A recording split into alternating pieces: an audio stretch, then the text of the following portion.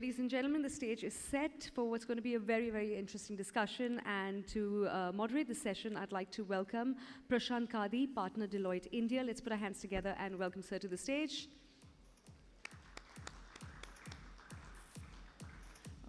I beg your pardon, ladies and gentlemen. He's going to join us in just a minute.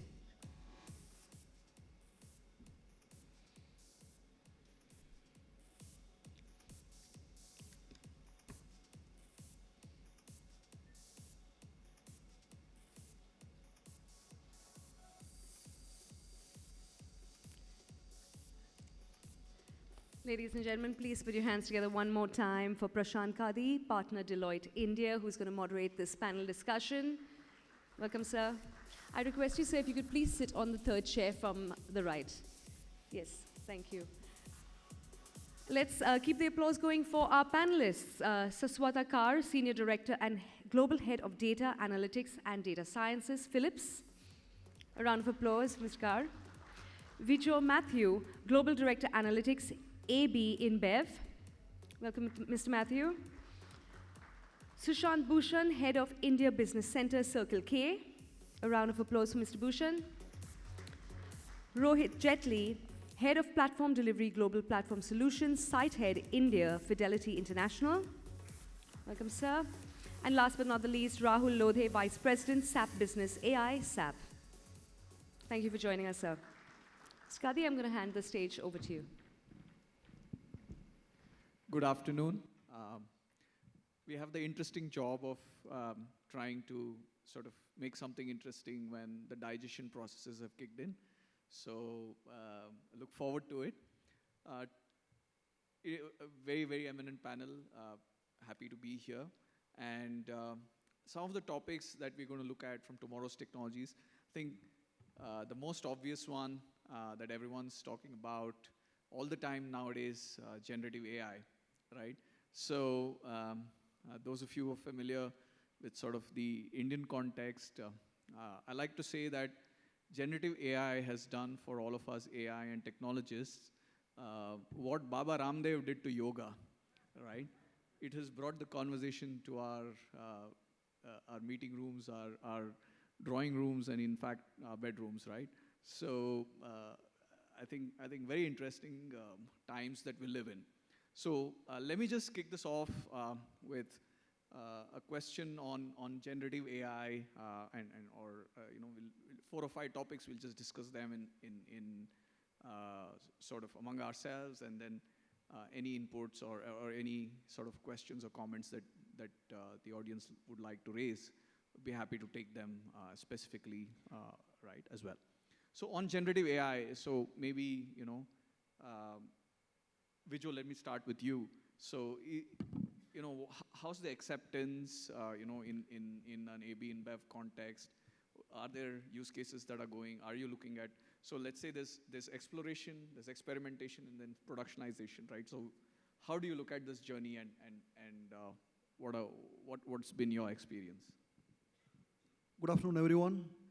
I think you put it in the right context: experimentation, exploration, and productization.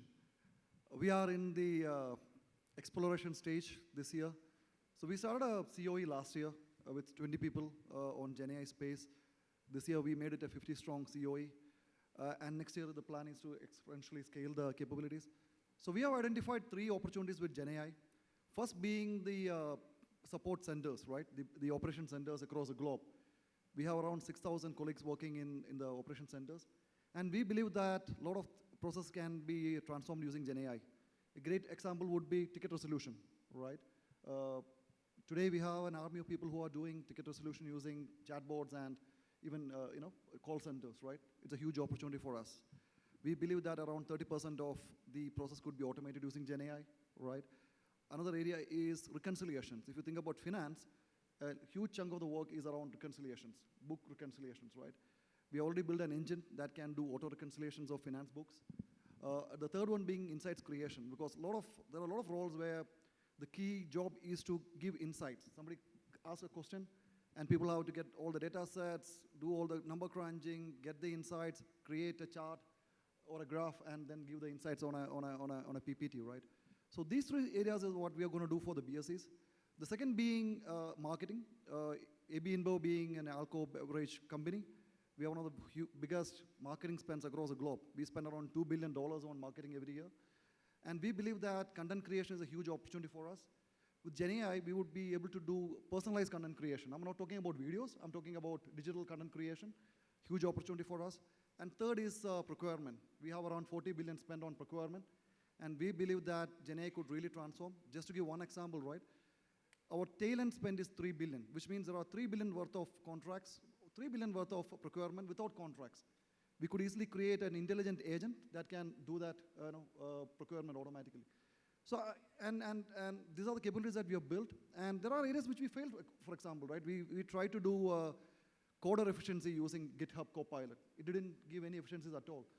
So what we are trying to do is we are trying to explore few things, like you said, experiment, explore. And next year, the plan is to really productize and make it a bigger plan for the company. Fantastic. Thanks for that, Viju. Rohit, what's been your sort of experience? Sure. For us, I think it's a slightly different lens.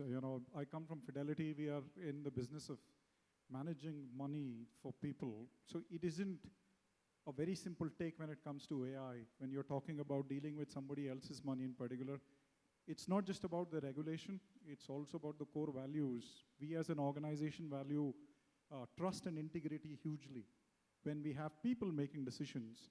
So when you have machine making decisions, then how do you apply that lens? And maybe we should talk a little more about the regulations and the governance there. And in that context, the use cases become quite different for us. For us, it is more about how does it aid people in terms of helping them make better decisions, particularly in the back office space. For instance, for us, financial crime, fraud detection and prevention is a big deal. Can AI aid us in that space? That becomes a hugely important space. Vijay, you spoke about customer services and chatbots. To us, we look at it slightly differently than chatbots. When you think of moving money into an organization and taking it away from an organization into somewhere else, particularly in a very regulated market, you have to always go through a third party. Think of it from a person's perspective who's given you the money, is moving from one platform to another, and we're deploying AI to find out accurate status of where the money is right now, because this transition of money can take up to 6 weeks. And that's one of the primary reasons people get nervous and make calls. And that becomes a hugely important use case for us. So not a direct AI thing, but AI is a tool that helps us manage giving better information to our customers while keeping the decision making still with the humans, because I still believe that's going to be important, particularly in our space, of how humans remain relevant while machines do the grunt portion. But those two use cases just stand out for me. Fantastic. Very, very different perspective. So maybe, Sushant, let me come to you with, the same sort of topic. What's your perspective, given your, where you come from? So I represent Circle K. So for a lot of the people who don't know about us, we are Canadian-based company. We are a convenience and grocery store which has presence in 30-odd countries. We are a pretty new GCC in India. We started a couple of years back, and we have been growing pretty significantly over the last couple of years, especially in data and AI space. So we are also adopting and exploring the areas around GenAI, because we personally believe that in this ever-evolving landscape of technology, where it is defining how we operate, it is defining how we work, and also how we innovate, it is very important to stay up to the pace and upskill our worker, upskill our people to explore and experiment with certain things, what we are doing. So given our presence in a lot of different countries in Europe, I'll quote a simple example that we are using. So Europe has different local languages, right? Sweden has different language, Denmark has different language, Poland has different language. And we have an operating model wherein customer comes to us. Like we have point of sales where customer comes and buys because of the nature of our business. We are convenience store. So we have 9 million odd customers coming and visiting us on a daily basis. It's a huge number. And understanding what customer is saying about our services, understanding where are the gaps on a real-time basis is very critical. We had certain processes, we have certain methodologies and areas where we were exploring that how we can come up with common theme, where we can improve. That was not possible. So we started experimenting with some LLMs and some Gen AI, which is large language models, and generative AI. So I believe it's not just for Gen Z, it's for everyone, Gen AI. So we also explored that, and that model is actually helping us a lot, that we know in a specific country what are the customer pain areas, we know where our services are lagging. So on a real-time basis, we can solve. On a real-time basis, we can, if you ask me, it's not just science. So science can recommend that this is what you have to do. So it's a combination of art and science. Science can tell you what you can do, and art is where you have to execute. So you cannot take that angle away, like you mentioned about human intervention. So we also believe in that art and science is something which can take you much more longer. So we also started exploring a lot of chatbots and conversational AI. So I'll not spend much time on it because these two have already talked about it. So this is one of the use case which has made our customer service pretty significantly improved, and our scores are improving in terms of NPS. Fascinating. Thanks for that.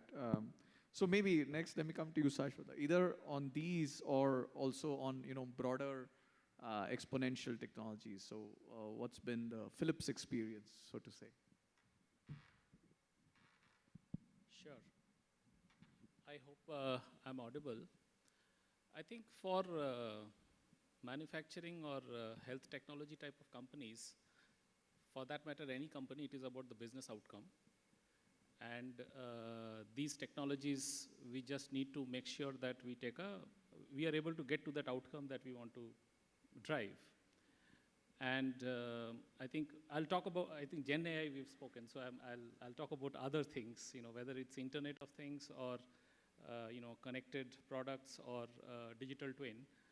Essentially, if you think of, so what has happened, and also in context of GCC, because GCC is really a hotbed of all capability with the parent companies, right? And I'll take you 100 years back, where you had companies which was local for local, so manufacturing, third party, all of them together. It was very simple. Now what has happened is world is very complicated. You have complex supply chain, you have so many third party coming from 120 countries. How do you manage? That is where these different technologies are very helpful. So if you talk about digital twin, you will be able to get transparency, right? You are able to get a decision support system using these IoTs, sensors, all the data being fed.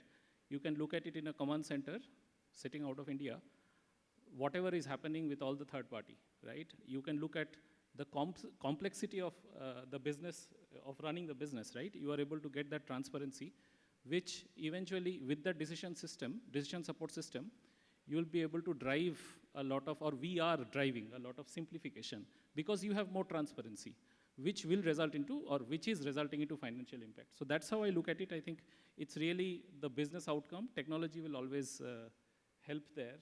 Just giving one real example, if you think of any auto company or car company, you'll always see that they come in versions, right? X1, X3, X5. X1 has particular configuration. Imagine the type of complexity that goes into in deciding that configuration. Companies always decide on a particular margin, right? 40% margin. For that 40% margin, these are the configuration that you need. You can get that transparency at any point in time using digital twin. So people may call it something else, but that is what is in action and has been in action for quite some years now. That's my take. Awesome, Shashwat. Rahul, across all of these exponentials, whether it's smart factories, digital twins, IoT, blockchain, AI, Gen AI, what's been your broad experience? And you've been living it, also developing products for a broad range of clients. So what's your take? So yeah, I mean, it's a long journey, I would say, been taken from the industry's point of view. We had Industry 4.0 for pretty long period of time, and now we also talk about 5.0 and the more transformation coming up there. So I would say it's become now as no more a buzzword as such. IoT been integrated as a part of many other small, big solutions, edge solution being very popular. The industry has been disrupted. Also, we look at the manufacturing and industrialization of that as well. There are, I mean, it's been a time now when we see the more and more what we called as the robots also been deployed at the large scale, because GenAI has somewhere transformed or made it very simplified way of accessing or doing the many tasks which we need to take up earlier, longer time, right? So be it identification of your, the faulted atom from the stack, or doing your inventory part of it, or assembling or disassembling also the parts that, or the machineries that you like to do it. So I would say there are a lot of transformation happening, and I think 5G is somewhere we look at to make transformation, and now I think the way the communication is improving at the large scale. So as far as one point of time, you're getting speed that you get, and the technology is also moving at the same point of time. So AI, Gen AI, and the transformation and data transformation that you need is all happening at the same time. And I think that's the best way of looking at the transformation use cases that been done, especially in supply chain, right? I mean, supply chain is one of the part where we really need to have a better transparency into where things are stuck, how I need to go, how does my demand planning goes off, and a lot of these geopolitical situations keep changing all the time, right? Which also make impact on your manufacturing as such, directly, indirectly. And that's where the huge use cases that being developed in order to ensure that we get the right information at right time and leverage the technology at the larger scale as well there. Maybe also another part that we look from a SAP point of view as a business transformation, and wherever it's applicable, we look for that, how we can simplify the processes. So one of the part that we are heavily investing on how can I simplify the transactional part of a business case when we create it. So for example, simplistic is the creation of purchase order. Now, I don't know how many of you been using SAP or SAP customer or worked on the SAP already. But then there are been a long related screens you have to traverse to perform some goals, and it's been simplified with Fiori and New Year largely. But now we're looking at single window, that's we call as the Copilot or Joule that SAP is bringing in to really use GenAI capability to really, single window where you can ask questions, you can create your complex transactions, as well as get the information with analytics would available on mobile as well. So it would looking forward that how that can transform from making to the complex UIs to perform complex operation to make it just simplistic one window entry there. And that's the way I think huge transformation space that we look forward to. Fantastic, fantastic. So I think broad range, similar experiences, 4 areas where generative AI specifically has sort of, we find broad acceptance. One is from our perspective, wherever my teams work. One is on creation of content, images, video, etc., primarily marketing that Vijay was referring to. Second is summarization of large parts of text, which, large volumes of text, which of course number of people alluded to, but for instance, in an assembly line, people cannot go and refer to, let's say, manuals which are available out there and so on and so forth. Can give very tactical information also, like for example, for a pharma company, we actually scour the internet, certain syndicated sources to say, today FDA has given some observations on which molecule, and therefore what are the tactical, immediate actions, right? So it could be action oriented. There's the whole software development life cycle on which there can be impact. Code generation, of course, has its own, complexities, which is more fit for an evening conversation over cocktails than a panel. But robustness and reliability of software, significant use of generative AI, and also the whole virtual assistant chatbot area, I think, and including some of the good stuff that like for example, I wish, I could raise an invoice by just typing free text, on a bot, but God willing, we'll get there soon, right? So, very important topic, Rohit, that you alluded to, which was on ethics and what we call trustworthiness, right? So, and perhaps you're the right person, among us that looking and dealing as you do with assets and money. So, do you look at guardrails, frameworks, governance? How do you sort of deal with this whole issue of trust? Yeah, now that's a very interesting challenge for us in financial services, and more broadly as well, I'm pretty sure. For us, we have something called as RAF. It's called how do you keep AI a lot more real and relevant in terms of what we are doing? And there are three simple things that we go by. There is a set of principles that we have defined, which is the ether in which everything else needs to evolve. And the principles, there are just 2 or 3 of them. Very simply put, it's about, can you rely on can you have faith on the AI system? Can it be free of a bias? That's a principle. How to do it? That's a separate thing, right? So can you have faith in what those systems do? The second is impact.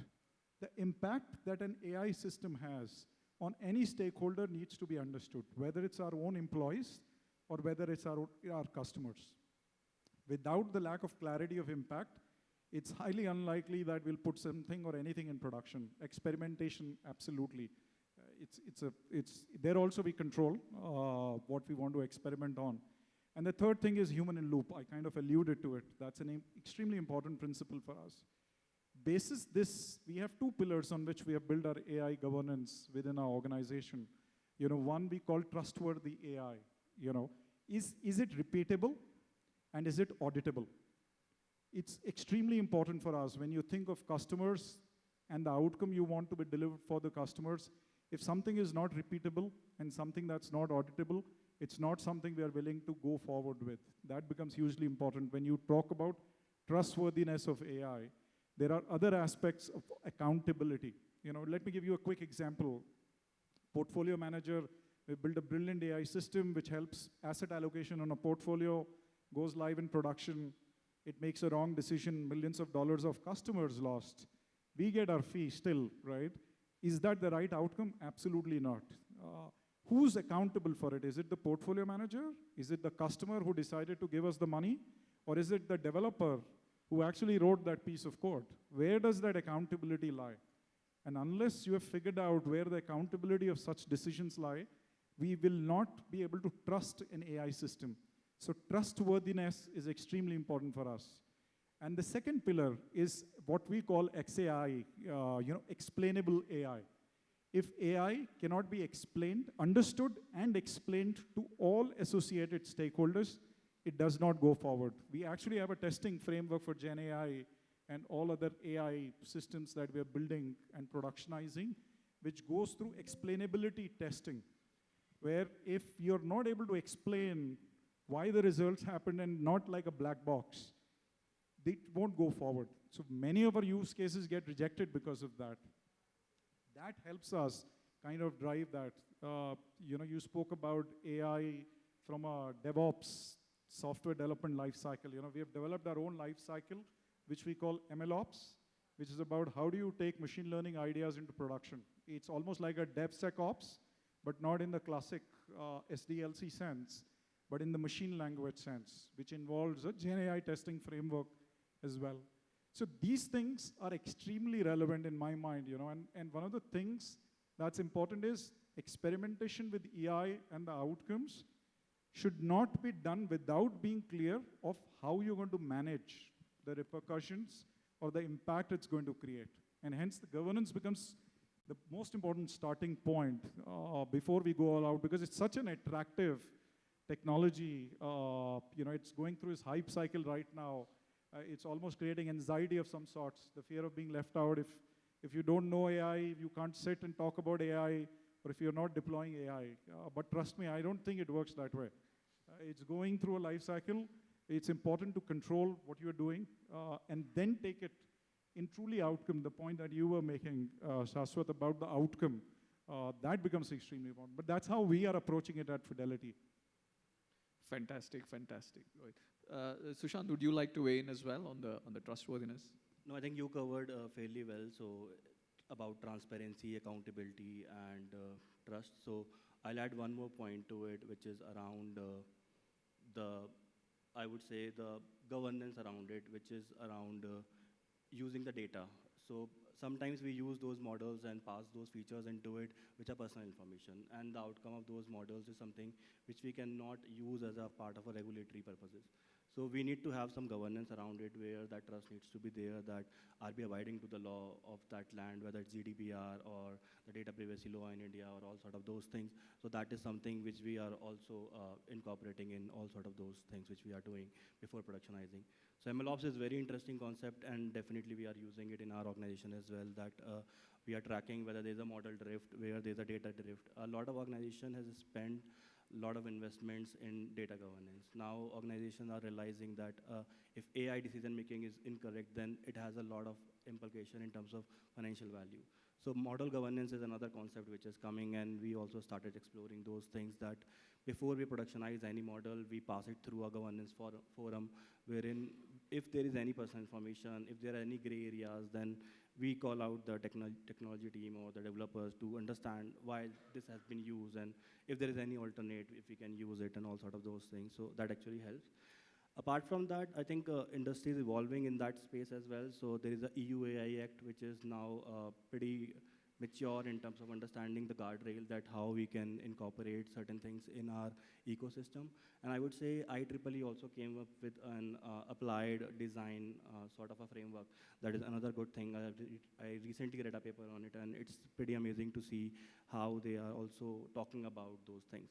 So transparency definitely is very important, that how systems are behaving, what are the components in that it has about AI, and what impact it can create. So you've very well covered all those things, so it's just a small addition which I would like to do.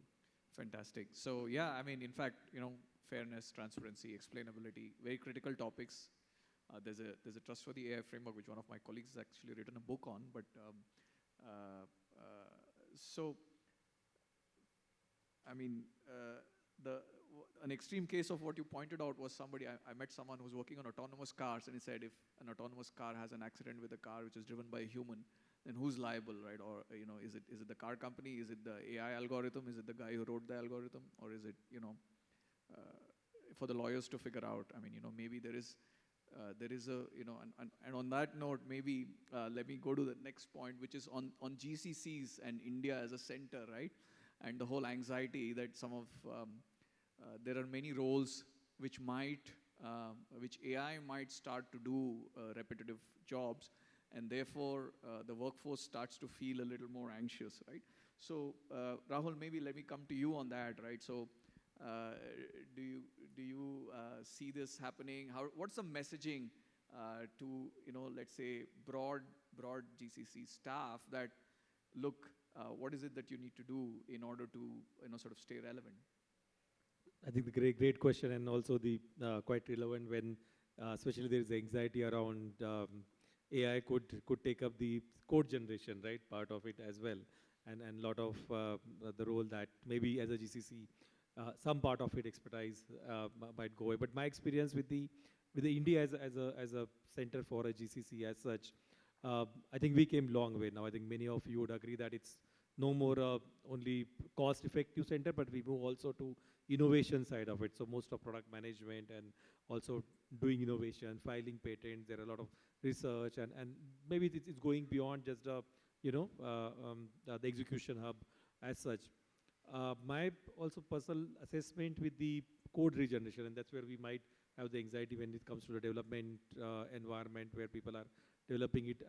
We did some pilots and stuff like that. We'd say it's a 20-30% of benefit that we get, and definitely we can improve the productivity at the other side of it. There's always pressure of what AI and Gen AI brought us to the expanded our portfolio, I think multifolded as such. So we were running on our regular backlog of building the product, and then now the Gen AI infused into it to make it 2x more delivery. And so there's a lot more to do, and this 30% benefit that what we get out of the Gen AI productivity improvement, that's more than that we need in order to deliver what we need to, what demands with the infusing the AI across our ecosystem, I would say. So I would say initial days there were anxiety, but now people are really, at least the GCC side of part that I can talk more behalf of maybe our organization as well, where it's getting settled and people are understanding that where AI could add a value and really leverage them to make it to our day-to-day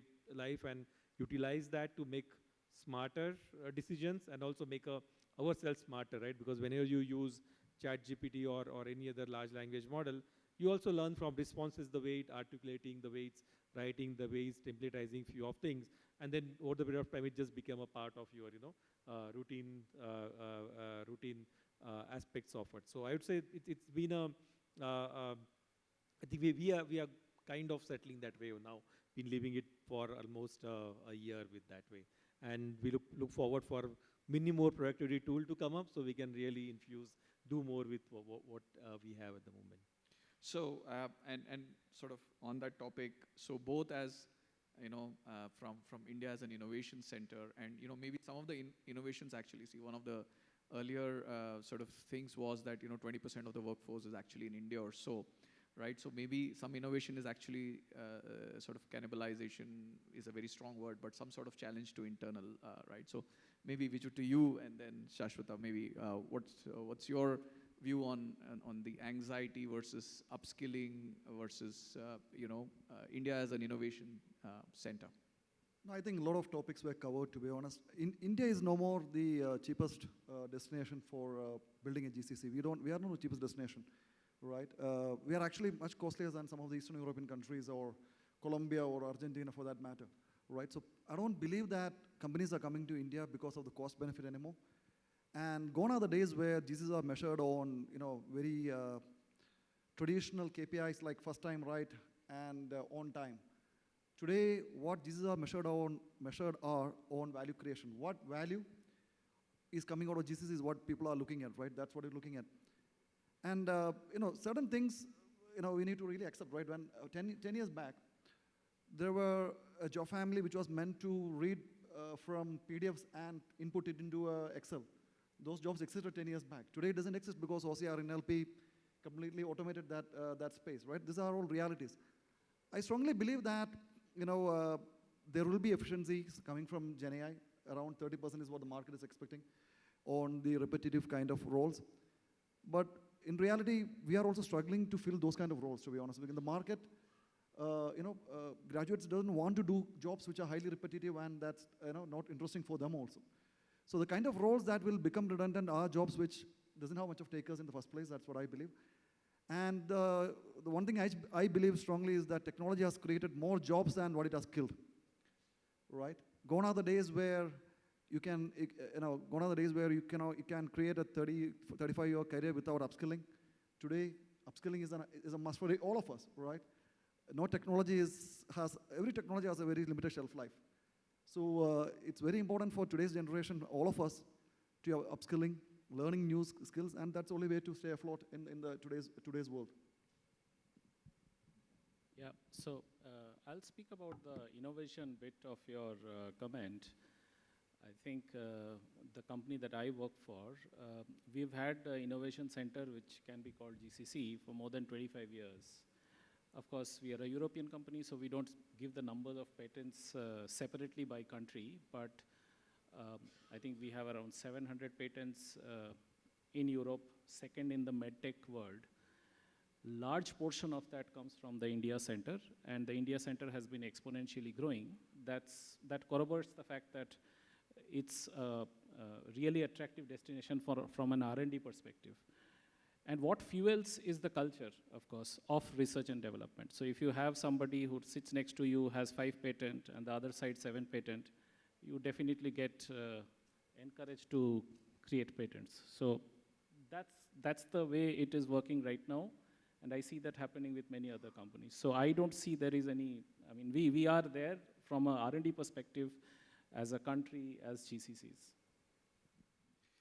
Fantastic. So I think we are nearly at the end of time. So I think